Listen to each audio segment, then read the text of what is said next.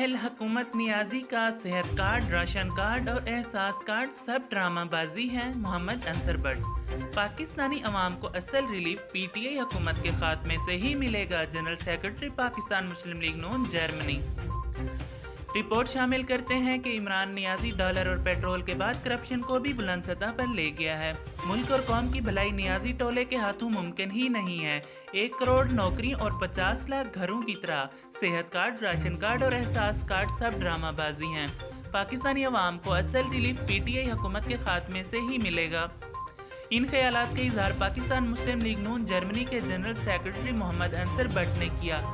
उन्होंने कहा कि अवाम का महंगाई, बेरोजगारी और इमरान खान के झूठे वादों से सब्र का पैमाना लबरेज हो चुका है। तहरीक इंसाफ हुकूमत अपने किरदार की वजह से अवामी हिमायत खो चुकी है।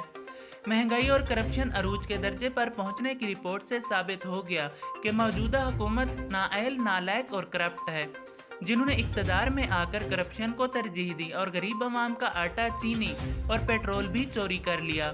अवाम को नौकरियों, मकानों का झांसा देकर उन्हें बेरोजगार कर दिया।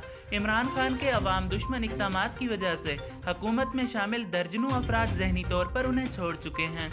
आइंदा इंतखाबात में तहरीक इंसाफ का सियासी तौर पर मुकम्मल सफाया हो जाएगा।